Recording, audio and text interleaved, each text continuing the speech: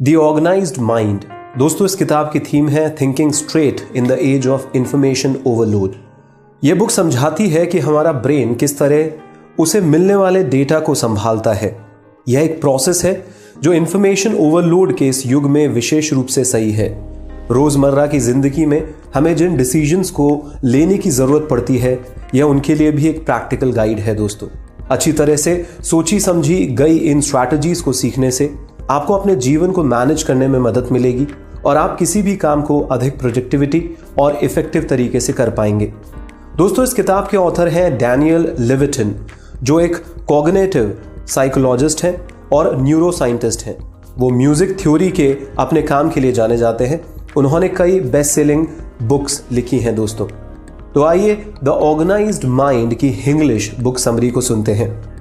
अपने जीवन को ऑर्गेनाइज करना सीखें। दोस्तों, जिस तरह से हमारा माइंड ब्रेन इंफॉर्मेशन को मैनेज करता है, वह अक्सर रहस्यमय लगता है। डैनियल लेविटिन ने इस बात से पर्दा उठाते हुए उन सिस्टम्स का खुलासा किया है जो तब काम कर रहे होते हैं जब हम कार चलाते हैं, कुछ नया सीखते हैं या यह याद रखने की कोशिश करते हैं कि हमने कुछ कहां पर रखा है। इन प्रोसेसेस की अधिक समझ के साथ आप अपनी लाइफ को ऑर्गेनाइज करने के लिए बेहतर रूप से तैयार हो जाएंगे। आपको यह भी पता चलेगा कि सरल टेक्निक्स को कैसे अप्लाई किया जाए। आप काम पर प्रोडक्टिव बने रहने का सबसे अच्छा तरीका जानेंगे और उन सिचुएशन से निपटना भी सीखेंगे जो आपके कंट्रोल से बाहर है।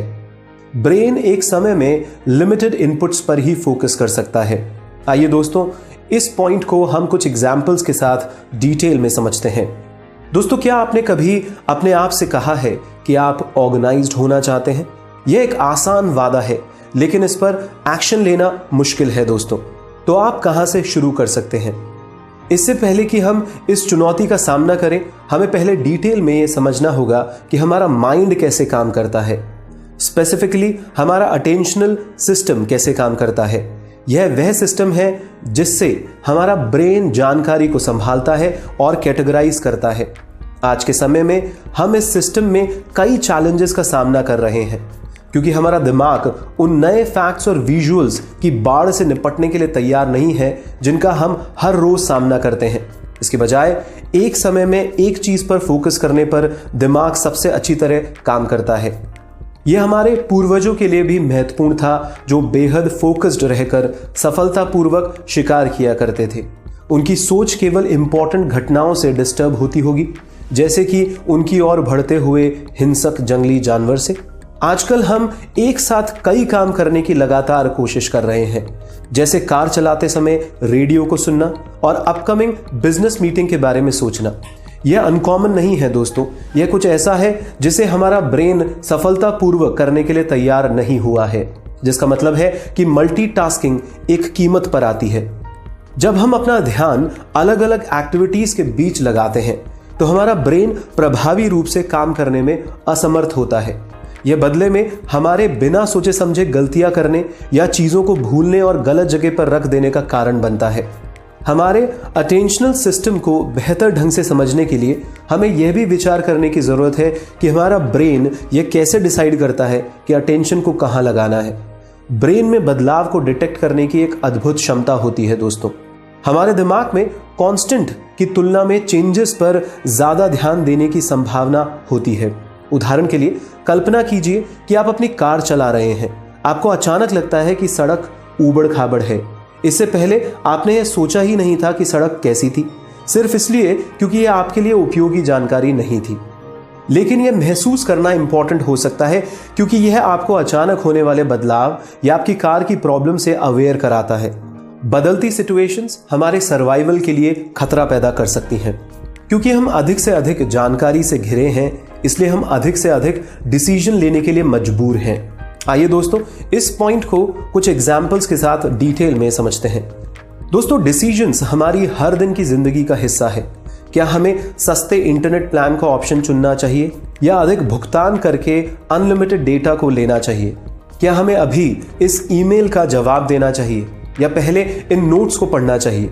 हम लगभग हर मिनट इस तरीके के फैसलों का सामना करते हैं, लेकिन हमारा दिमाग डिसीजंस के नॉन स्टॉप फ्लो का सामना कैसे कर सकता है? क्योंकि यह एक समय में एक ही आइडिया पर काम करने के लिए बनाया गया है। यह सिंपल है दोस्तों, हम फोकस करके इंफॉर्मेशन को मैनेज कर सकते हैं। लेकिन ऐसा कैसे करें? जैसा कि हमने सीखा है, हमारा ब्रेन बाय डिफॉल्ट उस इंफॉर्मेशन पर फोकस करता है जो हमारे लिए सबसे इंपॉर्टेंट होती है।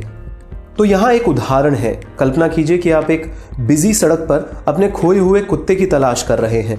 आप ऑटोमेटिकली लोगों, कारों और बसों जैसी सभी बेमतलब की डिटेल्स को नेग्लेक्ट कर देते हैं और केवल उन चीजों पर फोकस करते हैं जो आपके कुत्ते के जैसे आकार या रंग की है। इससे आपका ब्रेन तुरंत आपके प्यारे पालतू जानवर को आसानी से ढूंढ पाता है। हमारे फोकस को परफेक्ट करने वाले इस ऑटोमेटिक प्रोसेस को हमारी डिसीजन मेकिंग में भी रिफ्लेक्ट होना चाहिए।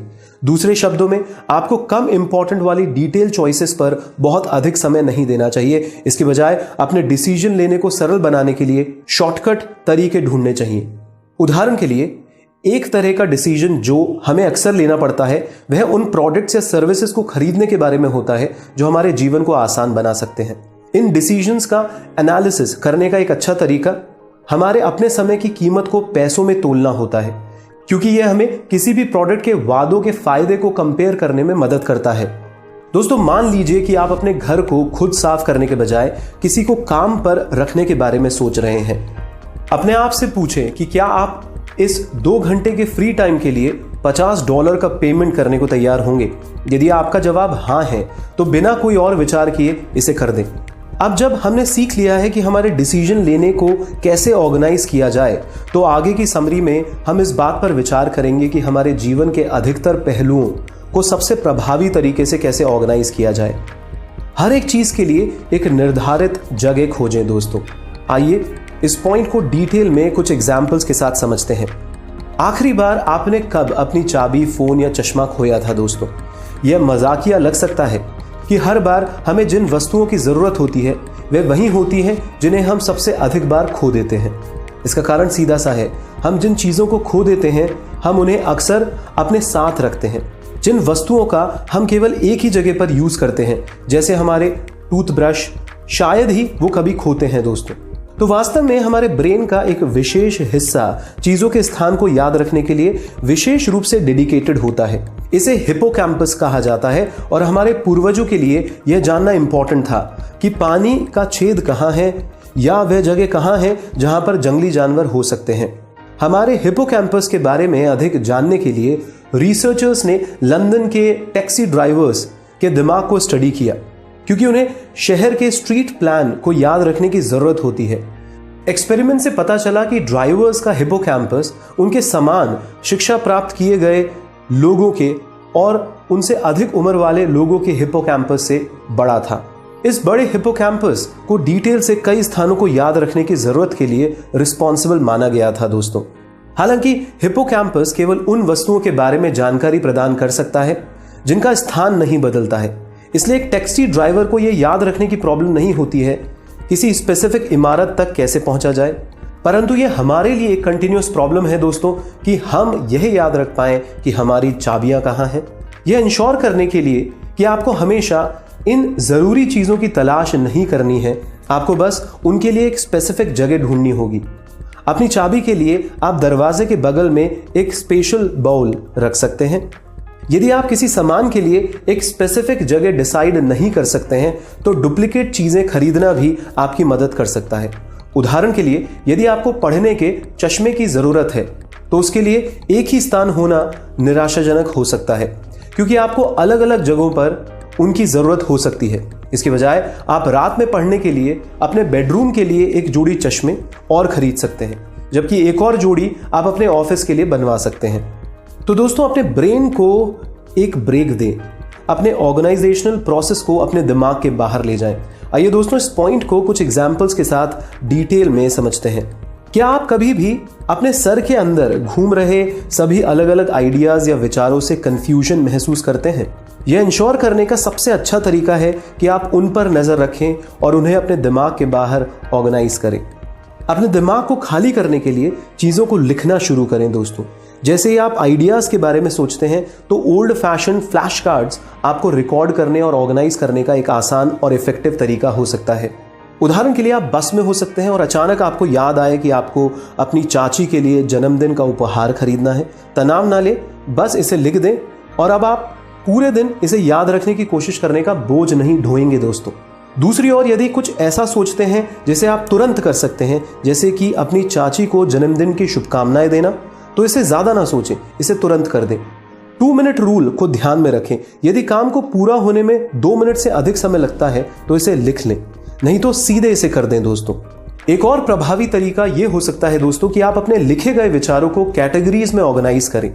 इस तरह से हमारा दिमाग लगातार कई स्टिमुलस को कैटेगराइज करता है और हमारी सोच को आसान बनाने में मदद करता है। इस प्रकार समय की बचत होती है और हमारी अटेंशन कैपेसिटी भी बढ़ती है। उदाहरण के लिए यदि हम पंखों के साथ उड़ने वाली एक वस्तु को देखते हैं तो हमारा ब्रेन इसे पक्षी के रूप में पहचानता है। हालांकि ये पक्षी बाज या चील हो सकते हैं। विशेष रूप से पहचानने के बजाय इसे उस वाइड कैटेगरी में रखना आसान होता है। यही हमारे फ्लैश कार्ड के लिए भी सही है दोस्तों। उन्हें एक साथ कलेक्ट करें और उन्हें उन टॉपिक्स के अनुसार अलग अलग ग्रुप्स में बांट लें जिनसे वे रिलेट कर सकते हैं। ये पर्सनल लाइफ, काम या बच्चे जैसी कैटेगरीज भी हो सकती हैं। इस तरह आप अपने विचारों को ऑर्गेनाइज और एक्सेसिबल रख पाएंगे। अलग अलग तरीके की वस्तुओं के लिए एक जंक ड्रॉअर बनाना अविश्वसनीय रूप से प्रभावी है। हर दिन उनका उपयोग करें। आइए दोस्तों, इस पॉइंट को हम डिटेल में कुछ एग्जाम्पल्स के साथ समझते हैं। हमने देखा है दोस्तों कि कैसे कैटेगरीज बनाना हमारे विचारों और हमारे जीवन को ऑर्गेनाइज करने का एक शानदार तरीका है। लेकिन हमें उन वस्तुओं और विचारों के साथ क्या करना चाहिए जो किसी भी कैटेगरी में नहीं आते हैं। ये आइटम्स अपनी अलग अलग कैटेगरी बना सकते हैं। ब्रेन की कैटेगराइजिंग को उस तरह से देखा जा सकता है जैसे हम अपने रहने की जगहों को ऑर्गेनाइज करते हैं। हमारे घरों में आमतौर पर कम से कम एक जगह होती है जहां single light bulb, paper clip या कार क्लीनिंग प्रोडक्ट्स जैसी चीजें होती हैं। क्योंकि यदि आपके पास केवल कुछ ही लाइट बल्ब हैं तो उनके लिए एक स्पेसिफिक ड्रॉअर होने का कोई मतलब नहीं होगा। अन्य स्पेयर ऑब्जेक्ट्स के साथ उनको मिलाकर आप जगह को अधिक इफेक्टिवली यूज कर सकते हैं। आप भी इन जंक ड्रॉअर का उपयोग अपने काम पर कर सकते हैं। एक कॉमन फोल्डर में शायद वो डॉक्यूमेंट्स शामिल हो सकते हैं जिसमें दूसरे फोल्डर फिट नहीं होते हैं, लेकिन उन्हें निपटाना बहुत महत्वपूर्ण है दोस्तों। हालांकि जंक ड्रॉअर केवल तभी इफेक्टिव होगा जब हम समय समय पर उनका थोड़ा सा रखरखाव करते हैं। ऐसा करने का पहला तरीका नियमित रूप से उनकी चीजों की जांच करना है। यह हमें ट्रैक खोने से रोक देता है, जिससे इसके ऑर्गेनाइजेशनल एडवांटेज में कमी आएगी। कुछ चीजों को एक जंक ड्रॉअर से हटाया जा सकता है यदि आप उन चीजों को छांट रहे हैं जिन्हें आपने अभी तक यूज करने की जरूरत महसूस नहीं की है। तो यह पॉसिबिलिटी नहीं है कि आपको भविष्य में उनकी जरूरत होगी। इन्हें फेंका जा सकता है दोस्तों। आप यह भी कह सकते हैं कि आप बाद में अधिक स्पेसिफिक टाइप की चीजों के लिए जंक ड्रॉअर की वस्तुओं को अन्य स्थानों पर ले जा सकते हैं। उदाहरण के लिए, शायद आपने हाल ही में स्क्रैप बुकिंग में अपनी हॉबी डेवलप की है। यदि आप अपने जंक ड्रॉअर को ध्यान से देखते हैं तो आप लगभग एक पर्टिकुलर रूप से उन वस्तुओं को ढूंढ लेंगे जो स्क्रैप बुकिंग ड्रॉअर में एक नई जगह पा सकती है, जैसे कि एक्स्ट्रा कैंची या double sided sticky tape. Recharge के लिए अलग समय डिसाइड करें ताकि आप बाद में अपनी प्रोडक्टिविटी को बढ़ा सकें। हाँ दोस्तों, रिचार्ज के लिए अलग समय डिसाइड करें ताकि आप बाद में अपनी प्रोडक्टिविटी को बढ़ा सकें। आइए दोस्तों, इस पॉइंट को कुछ एग्जाम्पल्स के साथ डिटेल में समझते हैं। हर कोई जानता है कि एक अच्छी रात की नींद के बाद आप कहीं अधिक प्रोडक्टिव होते हैं, और फिर भी हम अक्सर थोड़े से अधिक काम करने के लिए कुछ घंटों के लिए इसे छोड़ देते हैं। लेकिन यह एक गलती है दोस्तों।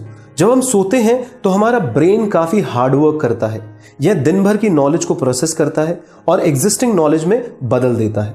यादें, समस्याएं और विचार अक्सर हमारे सपनों में दिखाई देते हैं और हमारे सोने के बाद हम किसी प्रॉब्लम को हल करने के लिए खुद को बेहतर पोजीशन में पा सकते हैं। यह प्रोसेस स्टडीज द्वारा सपोर्टेड है। रिसर्चर्स ने पाया है कि एक प्रॉब्लम को सॉल्व करने का प्रयास करने वाले छात्रों ने रात को जागने की जगह रात की नींद लेने के बाद बेहतर परफॉर्म किया। तो अल्टीमेटली आप सोने के बाद दुगनी स्पीड से काम कर सकते हैं। इससे पता चलता है कि नींद जरूरी है, और जब आप थके हुए होते हैं तो काम करने का प्रयास करना गलत है। नींद ही एकमात्र रास्ता नहीं है जिससे हम अपने दिमाग को फिर से चार्ज कर सकते हैं। कई कंपनीज ने एम्प्लॉइज के काम के समय को कम करके और आराम के लिए सुविधाएं और अवसर प्रदान करके भी बेनिफिट उठाया है दोस्तों।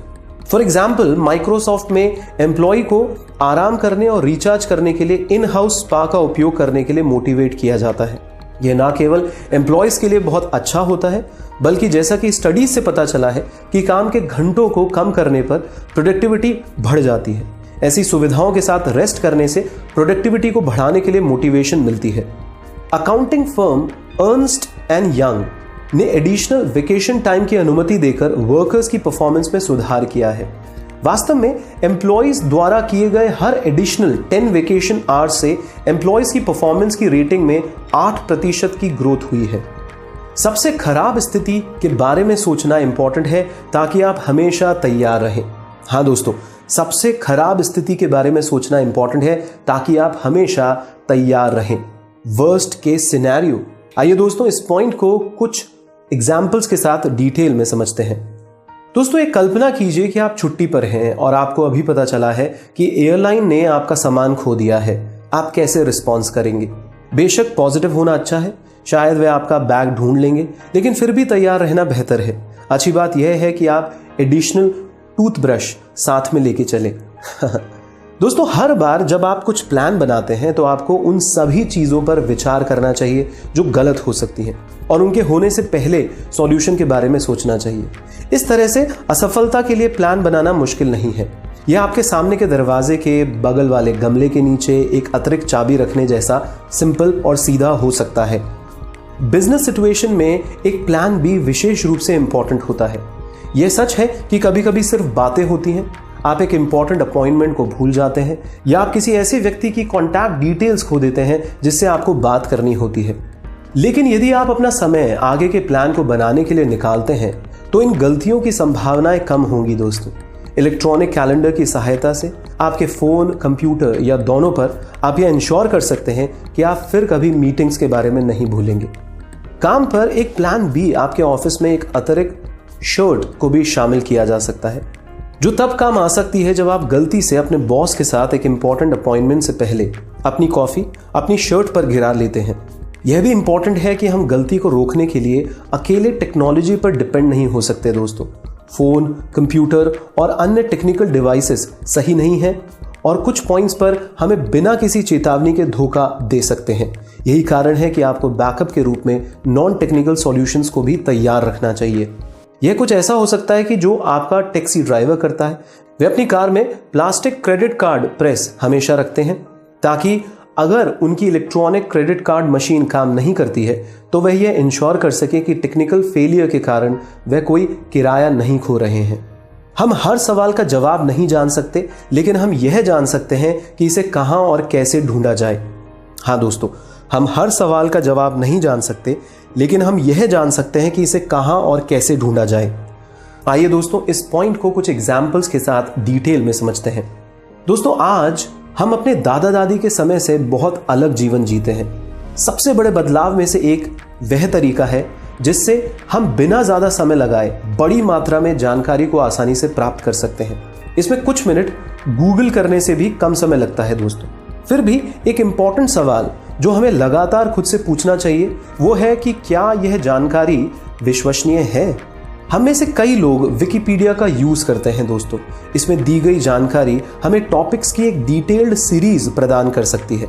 यह बेहद हेल्पफुल है, लेकिन इसमें एक बड़ी खामी भी है। दोस्तों, विकिपीडिया के पेज पर कोई भी जानकारी को एडिट कर सकता है, इसलिए हम कभी भी निश्चित नहीं हो सकते हैं कि क्या यह विश्वसनीय है या नहीं।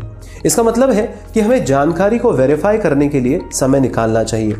यह चेक करने के लिए कि कोई वेबसाइट एक वैल्यूएबल रिसोर्स है या नहीं, हम पहले यह चेक कर सकते हैं कि कोई विश्वसनीय वेबसाइट जैसे कि एस्टैब्लिश न्यूज सर्विसेज या सरकारी वेबसाइट्स उस वेबसाइट से लिंक है या नहीं।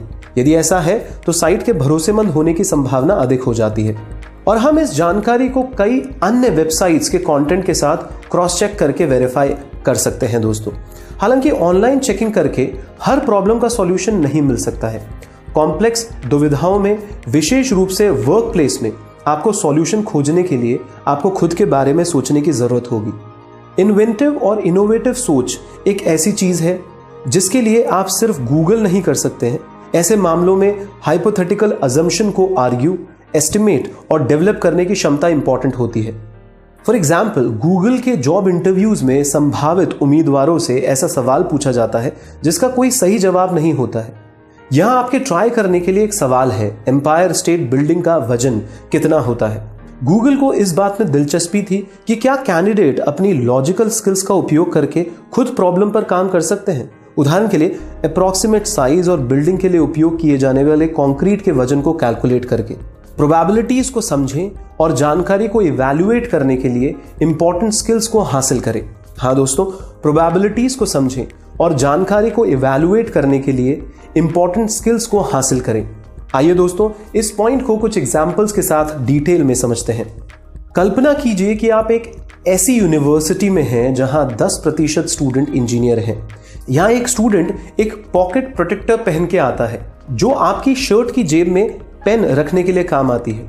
अब आप क्या कहेंगे दोस्तों कि क्या यह एक इंजीनियरिंग स्टूडेंट है? तो फैक्ट यह है कि एक पॉकेट प्रोटेक्टर एक बेहद पढ़ाकू स्टूडेंट के लिए एक स्टैंडर्ड एसेसरी है, जिसकी वजह से आप में से कई लोगों को लगता है कि वह स्टूडेंट इंजीनियरिंग की पढ़ाई कर सकता है। लेकिन 10% रेशियो को याद रखें दोस्तों, यदि 90% छात्र इंजीनियर नहीं है तो यह बहुत अधिक संभावना है कि हमारा पॉकेट प्रोटेक्टर वाला दोस्त इंजीनियरिंग की पढ़ाई नहीं करता है। हमारी शुरुआती गलतफहमी उस तरीके को दर्शाती है जिसमें एक पर्सन या सिचुएशन किसी चीज का एक आइडल एग्जाम्पल लगती है। वह हमारे बेस रेट को नेग्लेक्ट करने का कारण बन सकती है। एक बेस रेट एक इवेंट के होने की संभावना है जो अन्य फैक्टर्स को ध्यान में रखे बिना नापी जाती है। बेस रेट्स के साथ हमें यह भी ध्यान रखना चाहिए कि प्रोबेबिलिटी की हमारी समझ अक्सर उस स्टार्टिंग पॉइंट पर डिपेंड करती है जो हम वर्तमान में हैं। तो कल्पना कीजिए कि आप बहुत बीमार हैं, आपका डॉक्टर आपको एक ट्रीटमेंट प्रोवाइड कराता है जो आपके ठीक होने की संभावना को 10% बढ़ा देगा। यदि ट्रीटमेंट 0 से 10% तक रिकवरी की अपनी संभावना को बढ़ाता है तो आप डेथ होने से 10% जीवित रहने तक की संभावना तक आ जाएंगे। और अगर यह 90% से बढ़कर 100% हो जाता है तो आपकी रिकवरी निश्चित है दोस्तों। दोनों ही केस में आप ट्रीटमेंट का ऑप्शन चुनेंगे। लेकिन क्या होगा अगर यह 20% से बढ़कर 30% हो जाए? फिर आप संकोच कर सकते हैं कि इससे सहमत होने से पहले आप ट्रीटमेंट के साइड इफेक्ट्स और कॉस्ट के बारे में पूछ सकते हैं। एक स्टैटिस्टिकल पर्सपेक्टिव से यह अजीब है क्योंकि इन सभी मामलों में 10% की वृद्धि सेम है। सिनेरियो उनके अलग अलग स्टार्टिंग पॉइंट्स के कारण अलग अलग महसूस होते हैं। हालांकि हमारे दिमाग में प्रोबेबिलिटीज को डील करने में कठिनाई होती है, लेकिन उनके पीछे के गणित को समझकर हम उनके इम्प्लीकेशंस को अधिक से अधिक ऑब्जेक्टिव अंडरस्टैंडिंग के साथ अपनी पसंद बना सकते हैं। तो दोस्तों, अंत में इस किताब के मेन टेक अवेज मैं आपके सामने फिर से दोहराता हूं। पहला, जब हम अपना ध्यान कई एक्टिविटीज में एक साथ लगाते हैं तो हमारा ब्रेन प्रभावी रूप से कार्य नहीं कर पाता है। यह बदले में हमारे द्वारा बिना सोचे समझे गलतियां करने या चीजों को भूलने का कारण बनता है। दूसरा पॉइंट, आपको कम महत्वपूर्ण रोजमर्रा के कामों पर बहुत अधिक समय नहीं देना चाहिए। इसके बजाय अपने डिसीजन लेने को आसान बनाने के लिए शॉर्टकट और कुछ और तरीके ढूंढने चाहिए। तीसरा पॉइंट, अपने दिमाग को खाली करने के लिए चीजों को लिखना शुरू कर दें। जैसे ही आप किसी आइडिया के बारे में सोचते हैं तो उन्हें ओल्ड फैशन्ड फ्लैश कार्ड्स में लिख लेना उन्हें ऑर्गेनाइज करने का एक आसान और इफेक्टिव तरीका हो सकता है। चौथा पॉइंट, 2 मिनट रूल को ध्यान में रखें। यदि काम को पूरा होने में 2 मिनट से अधिक समय लगता है तो इसे लिख लें, नहीं तो इसे कर दें दोस्तों। तो दोस्तों, हमेशा याद रखें, हम इंफॉर्मेशन ओवरलोड के युग में रहते हैं। यह हमारे ब्रेन्स के लिए एक चुनौती पैदा करता है जिन्हें एक समय में एक चीज पर फोकस करने के लिए तैयार किया जाता है। जिस तरीके से हमारा ब्रेन इंफॉर्मेशन को अलग करता है, उसे कैटेगराइज करता है और हमारे फोकस को मेंटेन रखता है, उस तरीके को जानकर हम भी अपनी लाइफ को बेहतर ढंग से ऑर्गेनाइज कर सकते हैं। बहुत ही शानदार किताब है दोस्तों, द ऑर्गेनाइज्ड माइंड। हम अपनी जिंदगी को ऑर्गेनाइज करना चाहते हैं और हमारी जिंदगी तभी ऑर्गेनाइज होगी जब हमारा माइंड ऑर्गेनाइज होगा। Because man is the mind, mind is the man. Change the mind, change the man. If you want to change the man, change the mind. आशा करते हैं आपको ये किताब पसंद आई होगी दोस्तों। तो बहुत बहुत आपसे गुजारिश है, दिल से गुजारिश है कि प्लीज हमारे चैनल को सब्सक्राइब करें। इतनी अच्छी किताबों की समरीज को जन जन तक पहुंचाएं दोस्तों। अपने सोशल नेटवर्किंग साइट्स पर इनको शेयर जरूर करें, लाइक करें, कमेंट करें हम चाहते हैं कि आप तन मन धन किसी भी प्रकार दोस्तों, क्योंकि मदद से ही अच्छा काम आगे बढ़ सकता है।